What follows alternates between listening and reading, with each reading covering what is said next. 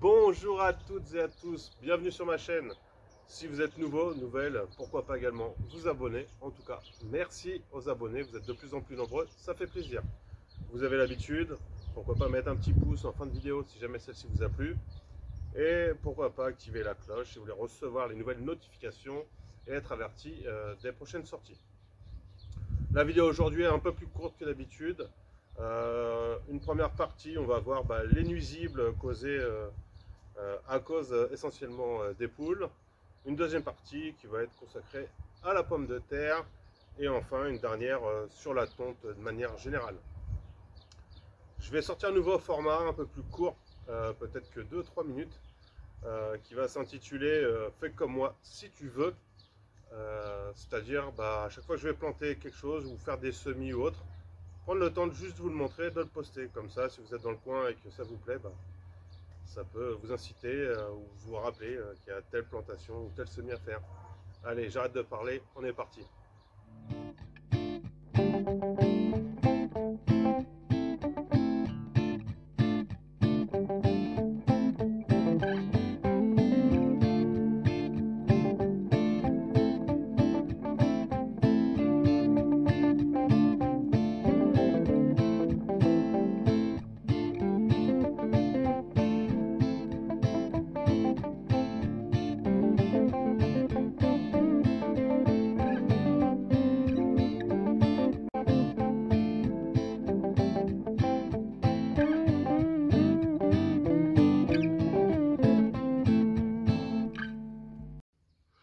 Petit aléa de la biodiversité, on voit cet érognoté.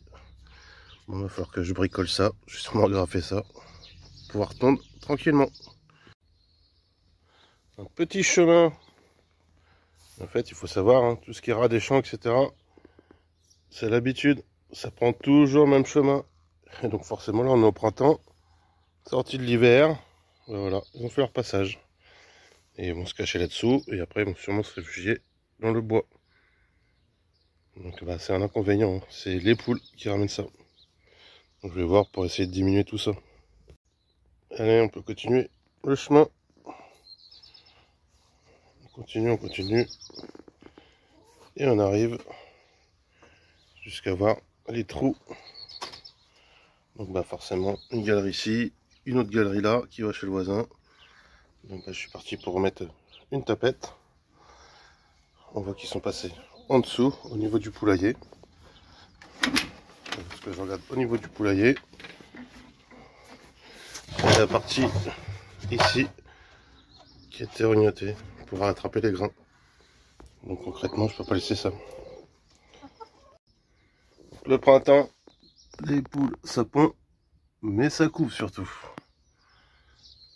Donc attention, si vous avez des poules qui couvent, concrètement, il ne faut pas aller les titiller. Allez, l'exemple par l'erreur, regardez ce qui se passe. Hop, elle va mordre direct. Regardez, j'approche, hein, j'ai même pas le temps de la toucher. Voilà. Alors ça pince, hein, ça fait pas très mal, hein, mais un enfant, ça peut surprendre. Et en plus, un enfant va être plus petit, donc il va peut-être être à hauteur des yeux, donc faites attention. Mais par contre, la bonne chose, c'est que derrière, je suis sûr, si le coq a fait son travail, d'avoir des poussins. Voilà. Pour favoriser la biodiversité, n'hésitez pas, hein, faites des coins comme ça, il n'y a pas besoin de se prendre la tête. Hein. Il y a toujours des bestioles qui vont aller dedans. C'est très bon pour la suite, pour la biodiversité. Et puis creusez, faites des abris pour les hérissons. On va aller en voir un. J'ai une bonne surprise. Donc on se situe au fond de mon jardin. J'avais retourné une cagette, des tuiles au-dessus, un peu de paille, un peu d'herbe, etc. Puis ça a servi en tout cas cet hiver. Puisqu'on voit, il y a carrément une butte qui a été faite pour refermer l'entrée, etc. Donc bonne surprise. Donc biodiversité. Je sais pas encore ce que c'est. Il y a de grandes chances que ce soit un hérisson de toute manière. Donc à continuer. Sans aucune transition, comme d'habitude.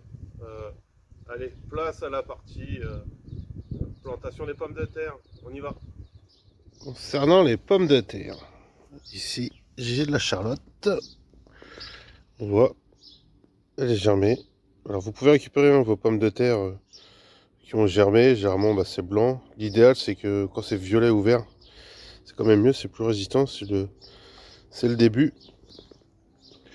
Ce que je vais faire, c'est que dans cette zone-là, qui me sert à rien, je vais les disposer à même le sol, directement, comme ça dans le principe.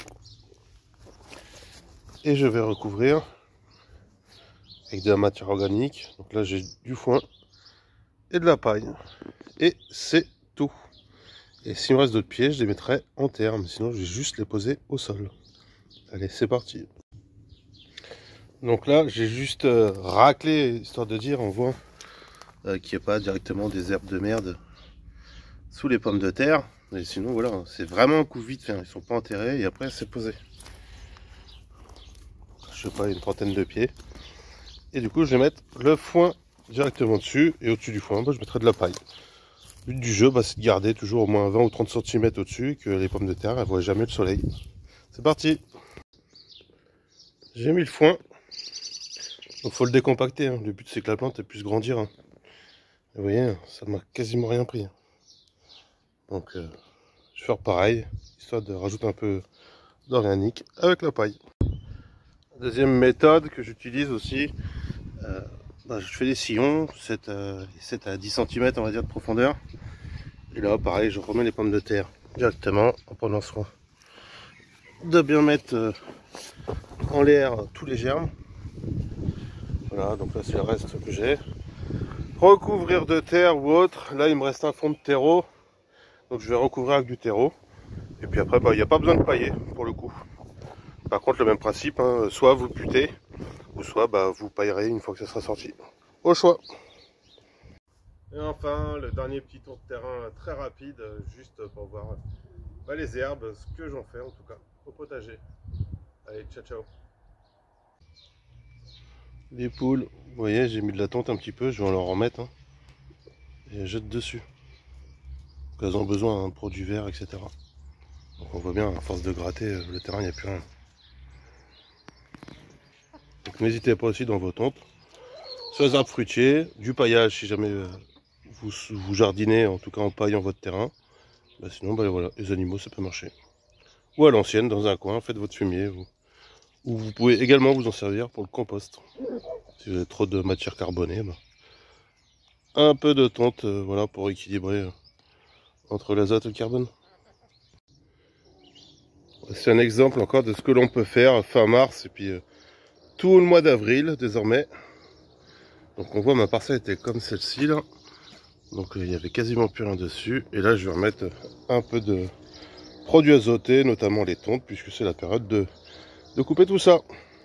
Donc ça, vous pouvez en profiter hein, jusqu'à fin avril, mi-mai. Mettez vos tontes dans votre potager, ça ne fera pas de mal. Fini de préparer la zone, mis des piquets pour savoir où se situe les pommes de terre. Et voilà. Et quand ça commence à se rôtir, je remettrai du foin ou de la paille ou de l'herbe. Peu importe. Allez, on va aller avoir une autre zone où j'ai utilisé le paillage. Regardez, plusieurs parcelles hein, qui sont bien paillées. Voilà. Et ce qui est intéressant de vous montrer, c'est cette partie-là. Où j'ai mes fraisiers. Et donc j'ai repaillé alors très légèrement, c'est histoire que la terre soit pas à nu. Ça évitera que les herbes indésirables repoussent. Et puis l'autre partie qui n'avait pas besoin, j'en ai quasiment pas mis. Donc vous voyez, les pieds sont suffisamment bons pour protéger la terre. Allez, je vous dis à demain pour une série spéciale qui va s'appeler Fais comme moi si tu veux. Concrètement, je vais vous montrer les semis que je fais et à vous de faire comme moi ou pas en fonction de si vous êtes dans la même région, si le cœur vous en dit. Allez, ciao ciao, à demain ou à la semaine prochaine.